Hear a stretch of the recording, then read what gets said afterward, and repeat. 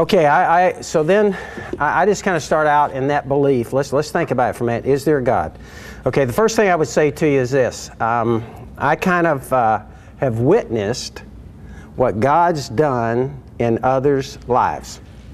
I coached at San Diego State. Pat and I were there, just got married.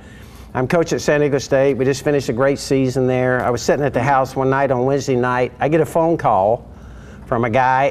This guy had such a southern Louisiana drawl, I couldn't even understand what he was saying, you know what I mean? And he was at Florida State, and he said, hey, you've been recommended to us. We'd like to have you come back coach at Florida State. His name is Don Bro, okay? Probably a lot of you know Don. He lives right now right up here by me. And so we go back there, Pat and I fly back there. I always laugh, Pat was raised in L.A. I mean, she talked like a machine gun, okay? Fast, you know, Mexican descent. I mean, she was rapid fire. We go back there at the first party, and I remember all these guys at this party, all these guys, Southern, slow-talking guys and everything, slang. Don Bro had every kind of slang you could think of stuff. About halfway through the party, she walks over to me and she goes, I can't understand a thing they're saying. I said, this will be okay. This will be okay. We coached there at Florida State. Now, Don's life, here's what I had a chance to witness. Young guy, he really was involved in two things, okay? Football, had a passion for football, and fishing. And that was it. Wrap it up. He had Harleen and two beautiful girls, but I mean, this guy, his language was kind of like what you'd expect. I mean, a wild man. We played cards on Tuesday nights, drinking, but it was pretty much football, and he was gifted football coach. This guy is an insomniac. He didn't sleep. He was perfect. Stayed up all night and studied stuff. I mean, this guy was a perfect football coach. So I developed a friendship with Don, okay? And I illustrate how his life and the way he thought about things. It wasn't really family. Wasn't thinking about family. He was thinking about football and fishing.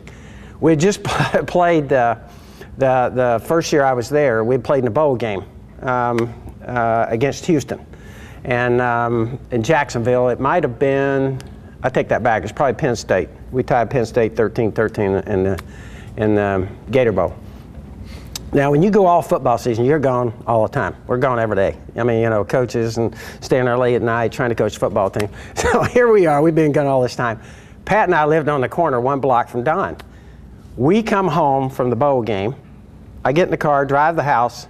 I hadn't been home, no kidding, 15 minutes. Okay, and so what do you're expecting, hey, Pat, you know, she wants to have a little, you know, relationship here. We need to talk about some things, and we're kind of saying what we're going to do, go out to eat.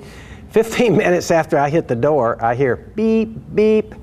I go in the door and I open the door and I looked out there, and Don had a Nash Rambler. Any of you guys remember those Nash Ramblers with the, you know, and his boat would hang out the back of the Nash Rambler, you know what I mean? And so he's out there in front of my house 15 minutes after we get home. I open the door like this and I look and I go, what? And he goes, you want to go drown some worms? The man's going to go fishing. I went like this. I looked out the door. I looked back at Pat, and I went, I don't think so. And I shut the door. This guy did not fish every other day. He fished every day. And we had Lake Jackson there. He was over there. He lived on the lake. Hey, family, no. Priorities, football, and fishing. Okay, so Don gets a job and takes off, goes to Arkansas. Okay, we go 2 years. I left and went to SC. 2 years later, I get together with Don in Arkansas. Okay, we're coaching in Arkansas. And he recommended me for the job. I go back there. And now I have a chance to see Don just 2 years later. And I start looking at him and I start going, oh my gosh. His language had totally changed. His outlook on his family had totally changed. He and Harleen, when we were at Florida State, I used to ride to work with them in the back seat. I'd sit back there. They'd sit in the front seat. They argued from the time we left the door to the back. It's like I wasn't there. You know, I mean, I'm sitting in the back seat going, oh my gosh, they're going to have a divorce when we get to work. And totally changed. Outlook on Harleen, loving care for her, his language. And so we go about 4 or 5 weeks there, and I go, Don, what happened to you? He said, Joe, he said, I got to tell you something. He said, I gave my life to Christ. He said, you know, most important thing in my life is have a personal relationship with Him, and it's changed my whole outlook on life. Okay, now let's think about this for a minute. So the first thing I say to you is the first proof that I think God exists is this: what I've seen Him do in others' lives. Okay, now, a lot of you here will probably say, what? Well, I'm going to change some things. I got some New Year's resolutions and all that stuff. Can you do it by yourself? Can you really change your whole outlook on life by yourself? I don't think so. I know that that's what happened to me.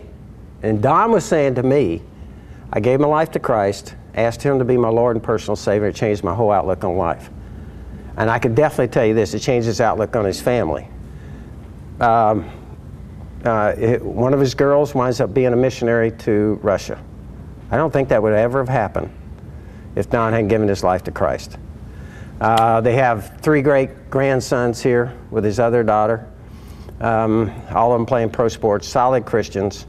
And Don's whole life changed right before my eyes in 2 years.